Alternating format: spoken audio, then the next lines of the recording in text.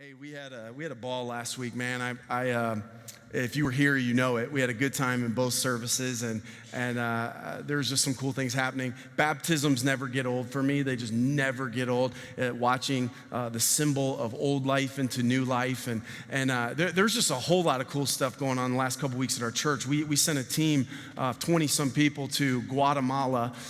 They went to like the other side of the country, worked with a missionary that we support named Gavin and Brittany Dozier, and while they were there, the stuff that we were doing here, they were doing there. So there was 5 folks. In fact, there's a video coming up this year. These are iPhone videos of what was going down on the trip. There was 5 people that spontaneously were baptized. They decided to be baptized on the trip. So they went and they served. They built a playground in an impoverished area. They helped serve meals and food and interacted in this community. And one of the people on the trip, I believe Renee Cheney, who's on the trip, decided, she's like, I don't know if I want to get up, on Sunday and do this.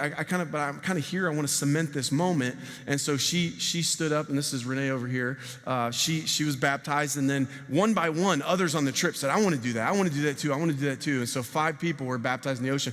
And that really tests because you saw the current coming through, right? They're like, what I'm saying? They're trying to not go down. I mean, that's real baptism there. But anyways, just really cool and so excited. You're going to hear more about the Guatemala trip and then the missions trips that are coming up for next year. We're going to share those in just a few weeks, and so I encourage you to stay tuned and just real excited about what's going on. It was funny as I was thinking about that, what happened there, it's a perfect lead-in to the conversation that we are going to have here for the next 6 weeks. We're starting a series called The You Movement, and we're going to be talking about getting us past ourselves. So I have to get me past me so that I can do what God's called me to do.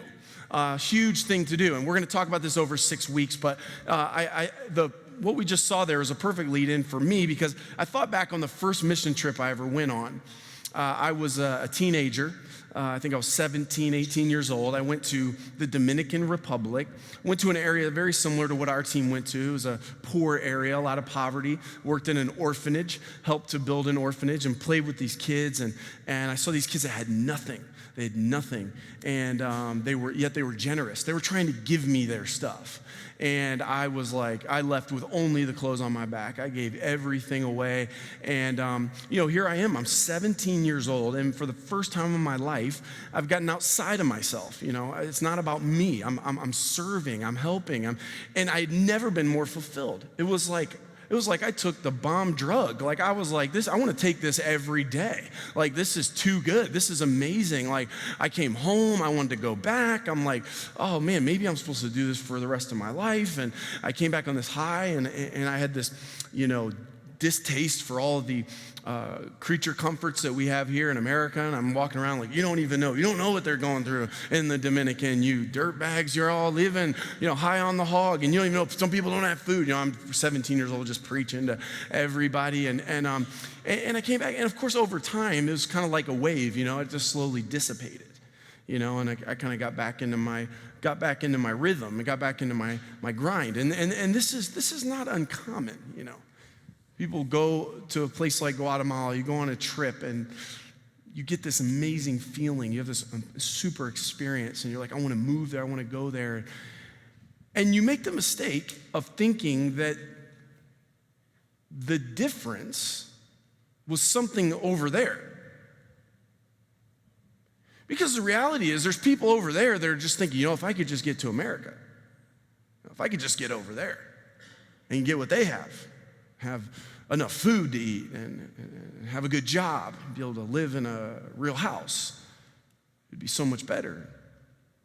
I learned over time that it really didn't have anything to do with the Dominican Republic, and it had nothing to do with Guatemala. It has everything to do with me. What was going on in my heart? There was something that shifted. There was something I did differently. There was a context change in my brain, in my mind. What was it? See, we're multidimensional characters. You are not one-dimensional. Oh, offering? Did we not take the offering? Or you? Okay. I'm sorry. Yeah. Okay. Sorry. I'm back. We're multidimensional characters. There's not one version of you, and there's not one version of your friends or your spouse. You see? There are parts of you, there are elements of you, there are versions of you that you like, and there are versions of you that you don't even like. There's a version of you with your spouse. If you're married here, don't say amen. Please don't say amen. Just hold it in. There are versions of your spouse. When they are that version, you're like, you fall in love with them again. You're like, you are so great. Oh man, I knew I made the right choice. I knew my mom was wrong. I knew I was right about you. You're just like, you are the best. Oh, and you fall in love and you want to serve them and you want to help them and you just want to come alongside them. And then there's this other version of your spouse that you're like, what was I thinking? What was I thinking? This was a huge mistake. I messed this up. I never should have done this. You don't like them. You don't enjoy being around them. You avoid them. That version of your spouse, for some of you, causes you to want to lash out. And for some of you, it causes you to want to shut down.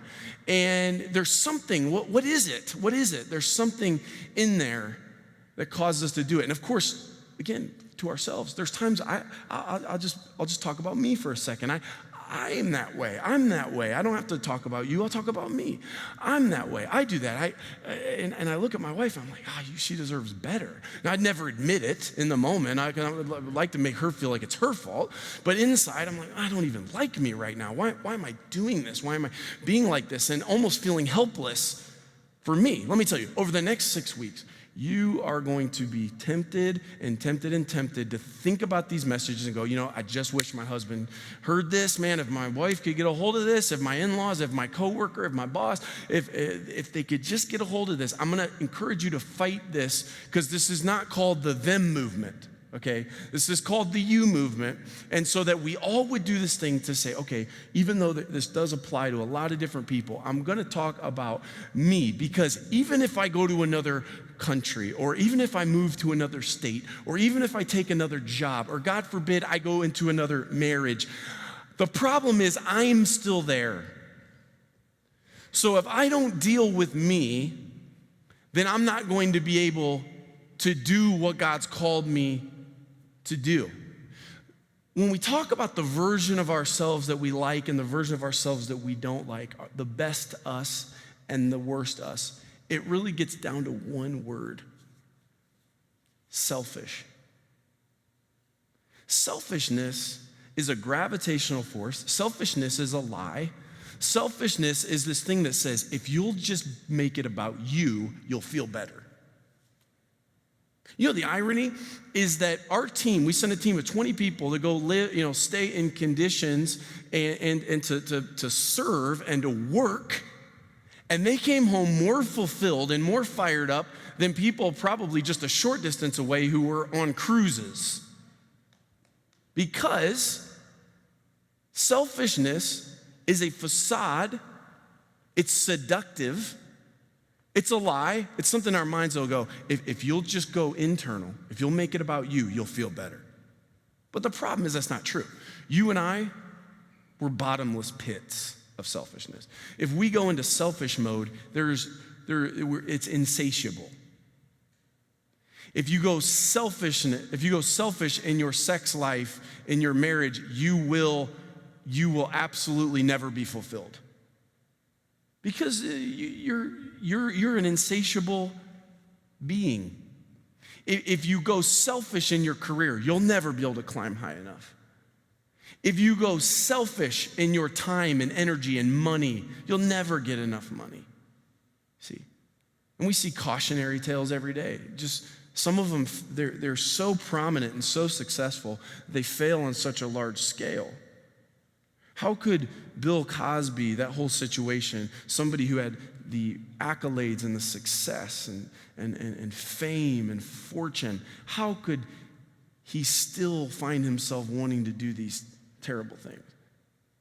We see the Houston family, Whitney Houston, now her daughter, still battling with drugs and still battling with vices, even though they had achieved and attained things. And these are just the grand scale things. We don't even have to look at the news. You've seen it in your life. You've dealt with it yourself. You've seen it in your parents, or you've seen it in the people that you work with. It's not a matter of attaining things. It's a matter of allowing God to work in our lives and to fix me. Has nothing to do with the externals, everything to do with the internals. And selfishness is this thing that we all want to go selfish. We want to go selfish. We think that the answer is more us. Give me more. If I can get more. And yet what we see from the life of Jesus is that freedom comes when I can get free from myself. And as long as you are living for you, and as long as you're going into selfish mode in your marriage, in your relationships, in your money, in your time, in your energy, you're doomed because you'll never get enough. Now, here's the interesting thing. Some of you, I bet most of you agree with me. There's maybe a few like, no, selfishness is the way to go, okay? Most of you probably agree with me. The question is, how do we fix it? You know, what do we do about it? And for some of you, you've been trying to fix the self thing and you've gone right into helping other people. Okay, yeah, you know, I don't want to be selfish. And so you go others. And then you find the more you serve others, the more you feel selfish. And there's a battle going on. Something's not right. And the reality is, when you think about being who God's called you to be, being able to serve other people, breaking the chain of this selfishness in your life, the answer is actually first to turn inward. Not to stay inward, but to first turn inward. I think about if you've ever flown before. How many of you are frequent flyers? Okay, you get a traveling experience. You know, maybe you fly so frequently that you get annoyed with people that aren't good travelers, and you know they get all the way up and they didn't take their laptop out of their bag, and you're like, come on, dude, you know they told us 10 times, and you know, anyways, they so you go up, and of course you get in the airplane and everybody sits down and they get up and they give you the speech. You know, and okay, we're gonna be, you know, doing this and that, and just in case this thing goes down, which, hey, thanks, you know, for talking about that now. You know, I was trying to not think about that, but now you're talking about it. So, okay, hey, just in case this thing goes down, okay, here's what'll happen. The deal over you is gonna drop one of these oxygen masks, okay, and then you put it on, and so don't worry because it's not gonna inflate. You've heard this speech. It's not going to inflate, but oxygen will be getting in there. And then they say something really, really important.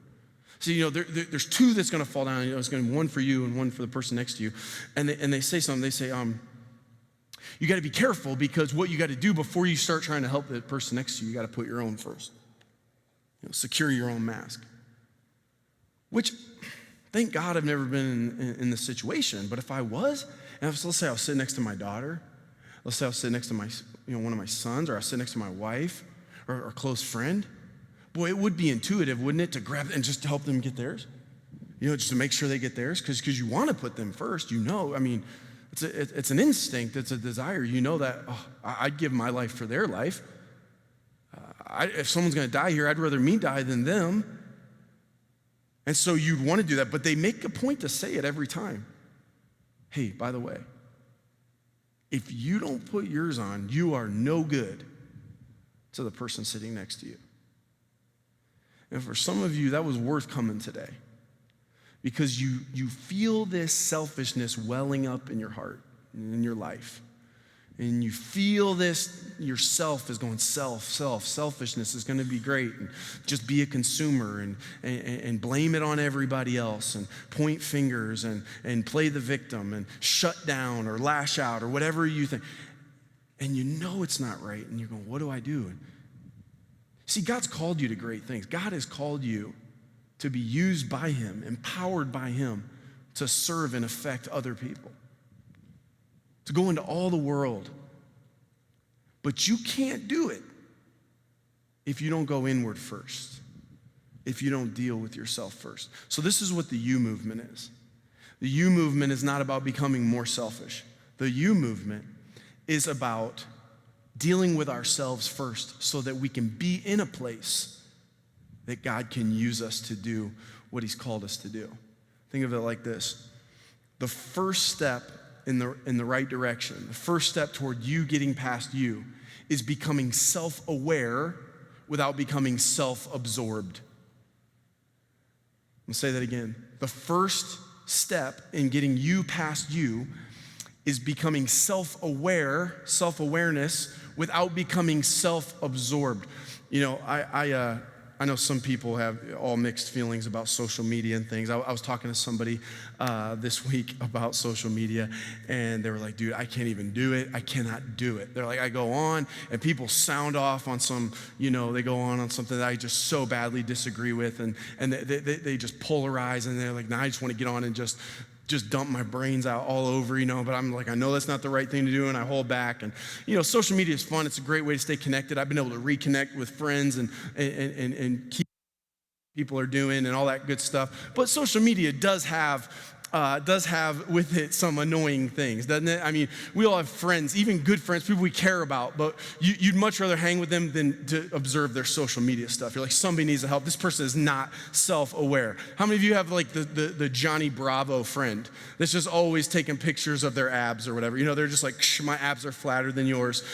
My abs are so much flatter than yours. They're like, they got their coffee. They're like, my coffee's hotter than your coffee. It's just so much hotter. Oh, look how much more grande. No one's ever had a coffee this grande, and they just take pictures of it. Or you get the other friend. You got the Debbie Downer friend. That's like, look how fat I am. Look, I'm disgusting. I hate myself. They're like, take a picture. Why is this coffee so cold? Why do they call it grande? This America, just call it a medium. They just like never.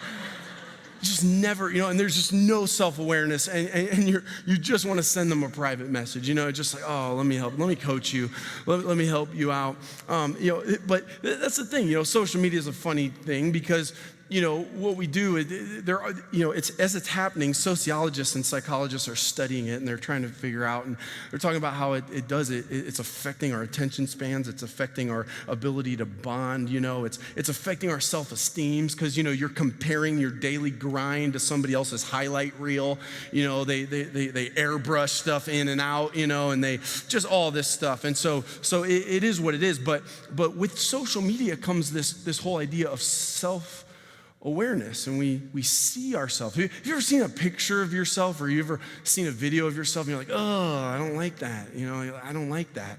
Well, that you became self-aware. That's what we all see that every day, though. That's what we look at when we look at you. That's what you look like. That's what you sound like. I watch this stuff and I'm like, oh gosh, I sound like an idiot. And my wife's like, it's. This is self-awareness.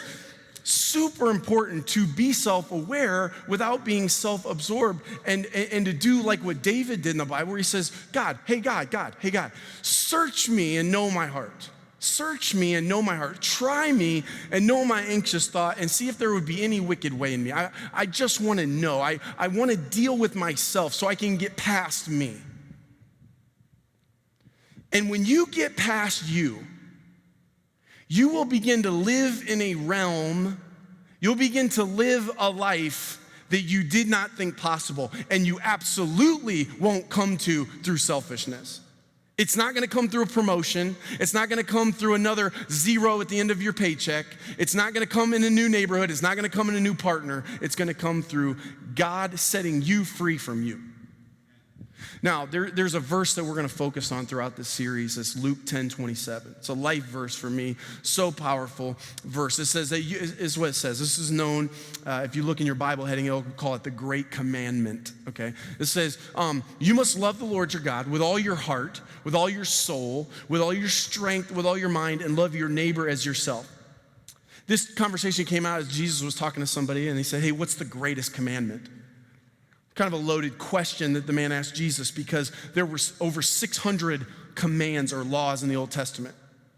So the guy basically comes up to Jesus. He's like, hey, of those 600 some commands, they're all good, but which one is the greatest? And Jesus turns it back to him. And he says, how do you read it? And this is what comes out. This is it. Love the Lord your God with all your heart, soul, strength, mind, and love your neighbor as yourself. This is even more profound than what you see in the first glance, because look what he does when I highlight each of these words. Go ahead and go to the next slide. It really talks about giving every single area of ourselves to God, because this is how all of us are made up. Heart, emotional, soul, spiritual, strength, physical, mind, mental, neighbor, relational. This is you, this is me. We have 5 parts to us. No matter what your personality's like, your intelligence level's like, your how tall you are, whatever, you'll have all these things going on. Some of them for you may be more dominant, you may be more into, but all of these come into play for every person. I want you to think of it like this table, okay? So this table has legs that create stability for the table, okay? By the way, this table, this was perfect today because I grabbed this table out of my house, and when I did, the screw fell out, okay? So I'm getting ready to come to you to talk about stability, you know. I was going to put some heavy stuff on it, except look at this table now. It's like not stable at all. So I'm like, oh gosh, all right. And so then I grab the screw, and then I'm like, oh, okay, cool. So I jump in my car and I grab this, you know, this deal here, the wrench to put it back on. And when I did, it was the wrong size. Okay, but this is even better, right? God, you're awesome because this is even better because this is us. I want to be stable. I want to do stuff. I want to be able to put heavy stuff on here. How many of you know a family is heavy stuff? A career is heavy stuff. A career is like this big old tote. And then you put your family on top of that, and you put, you know, all these things, responsibilities, okay, pressure, not to mention tragedy that's going to rest on top of my table. And if I'm not stable, I'm in big trouble. Some of you, this is what you feel like right now. This is how life feels for you right now. If this table's unstable enough, not only will I not be able to put anything on it without it falling apart, it can't even bear its own weight. Like if I don't get this screw situation figured out, guess what's going to happen? This table is going to fall apart under the weight of its own weight. For some of you, that's how you feel. You're like, I don't even have it in me to raise these kids. I don't have it in me to push through this tragedy. I don't have it in me to deal with this pain. I don't have it in me to deal with this work stress and pressure. And if you don't deal with you, it's going to fall apart. Not a good feeling. Now let me tell you what happens with people's table legs. Okay? So let's say you got a leg that's damaged, wounded, broken. Let's call it an emotional table leg. Something happens. You have a relational fallout, and your emotions are wounded. You're in pain. You're hurting. You're depressed. Don't want to go to work. Don't want to be a good friend. I just want to stay in bed. I want to hide out. I want to eat bad food. I want to just give up. So here's what happens. Usually one of two mistakes happen. These areas spiral out of control. We are so deeply connected in these 5 areas, you cannot separate them. So some people are like, well, I'm not an emotional person. Yeah, you are. Okay, you are. You may not say, better way to say it, I don't show emotion, or I don't like to show emotion, but you feel it welling up. Okay? If you don't, talk to me afterwards, we'll pray through, you might be a robot, okay? Human beings have emotions, you do. Whether you express them or not, it doesn't change the fact that you feel them and you hold them in. So what happens if I have an emotional wound, watch how this spiral happens. So I got this broken leg here. What happens then is it affects me spiritually. I mean, I don't want to talk to God. I don't want to pray. In fact, maybe you're like, I did that. I prayed, and God didn't answer anything. It didn't get any better. So do I want to go to church or not go to church? I don't want to go to church. Do I want to read my Bible? Do I not want to read my Bible? I don't want to read my Bible. Do I want to put on worship music and praise God? And no, I don't want to do any of that. I'm ticked off. I'm upset. I'm angry, or I'm sad, or I'm lonely, or I'm depressed. So what do? It affects my spiritual life. I pull away from God, which then affects my physical. You know what? I'm not going to work out. I'm not going to exercise. I'm going to eat my pain.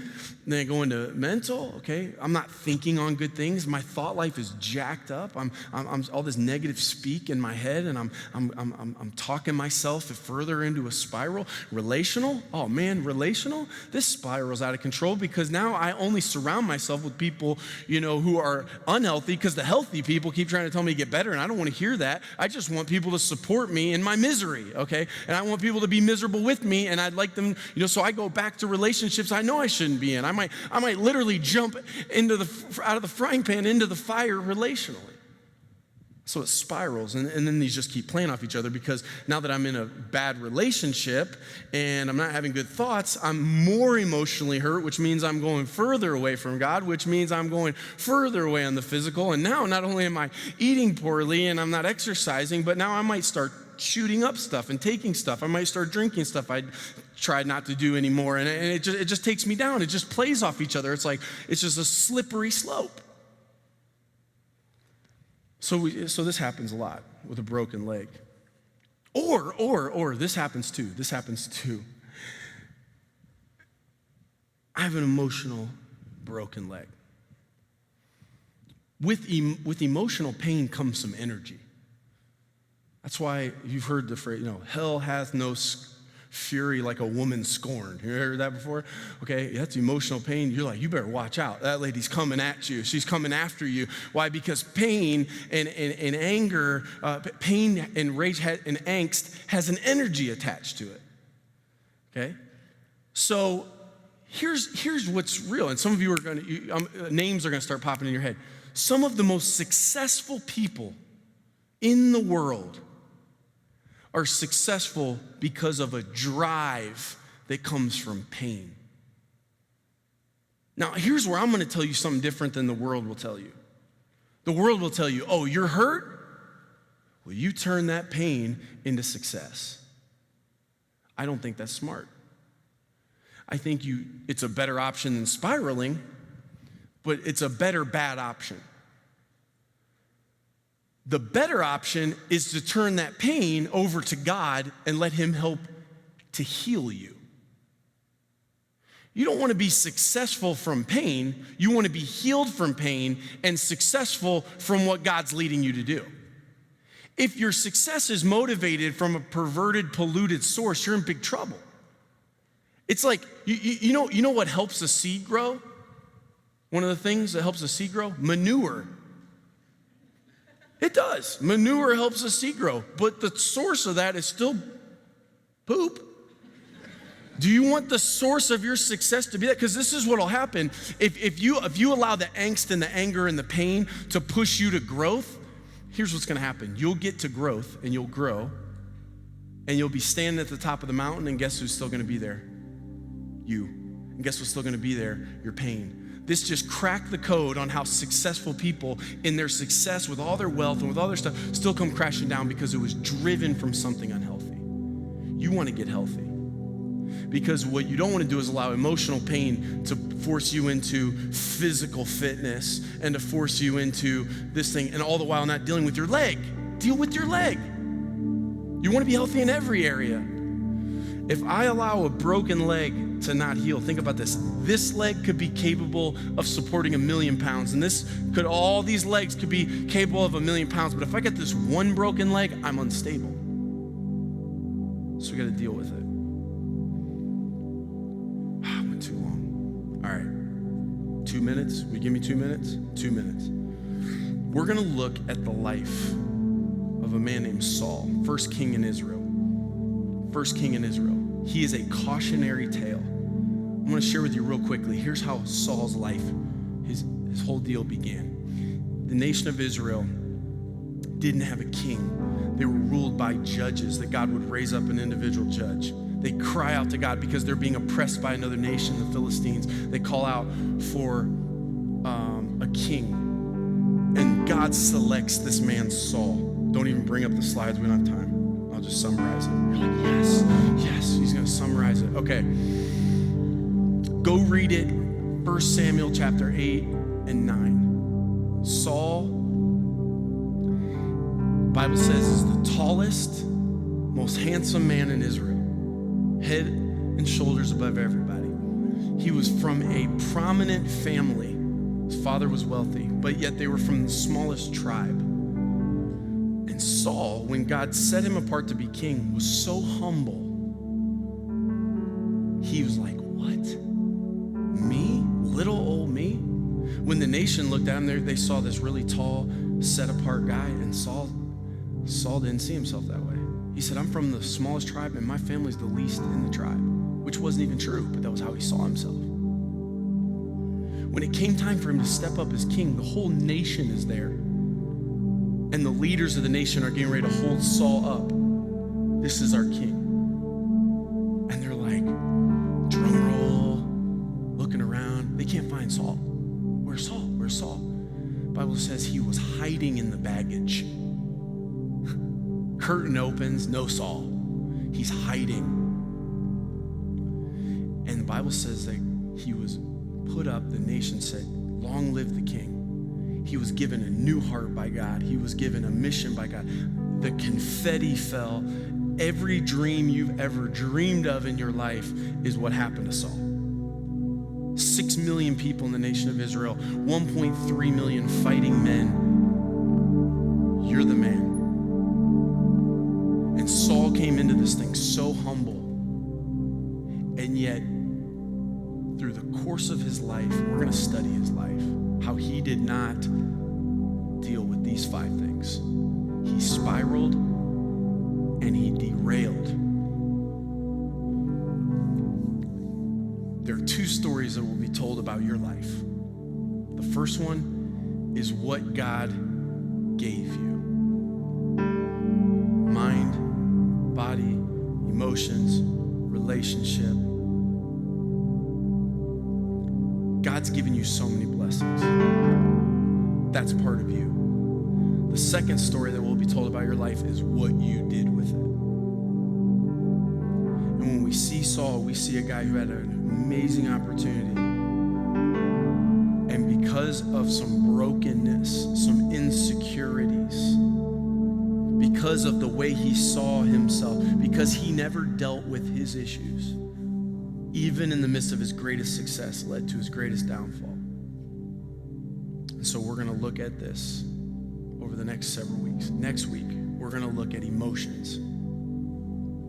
If you have a friend or somebody in your life, or you are fried, depressed, burned out, emotionally on edge, don't know what to do, don't know where to turn, and don't know how to start untying these knots, you got to be here next week. Got to. Bring them. Bring them. Whatever you got to do. Bribe them with lunch. Show up at their house. Okay, not really. That's weird. But I mean, get them here. Invite them here. Because next week we're going to look at something so happened thousands of years ago, so profound to us today, because it really starts inside our hearts and our minds. So I'm going to ask you to do, and then we're done. To commit yourself to allowing God to search your heart, and to commit yourself to do the brave thing to begin to look into these broken legs in your life and asking yourself 2 questions. Where do I need to heal, and where do I need to grow? Where do I need to heal, and where do I need to grow? For some of you, it's going to draw back up some things that you've been pushing down and you've been burying, but it's the core reason why you look around and you're like, from the outside looking in, it really seems like I got some great things going, but inside I am a tornado. And it's an issue of healing, and God's going to be in working of healing. And for some of you, it's a matter of growth. You become lethargic, you become stale, and it's time to step into that next season and to step out in faith and to start doing it. It's going to be an issue of spiritual growth, emotional growth, physical. Some of you, it's going to just start making sense. But here's the deal. I cannot give this to you. I can present it. You got to take it and run with it. You got to commit to it. I'm not talking about I maybe kind of sort of might want to think about maybe doing it. Some of you, this is something you've just been floating around forever. It's been bullying you into the corner. It's time for you to come out swinging. To come out swinging and to make these changes and to deal with this stuff and to face up to it. To admit it and to ask for some help and to do some work and to just stay the course. Because this thing, more than anything we've ever done, has such power because of what it has the power to do in your life. And all of a sudden, if you'll allow God to do this work inside you, all of your externals will start to change. You'll begin to see things differently. Revelation will begin to come to your mind. And this could be the turning point that you're headed in one direction right now, and God will shift and turn you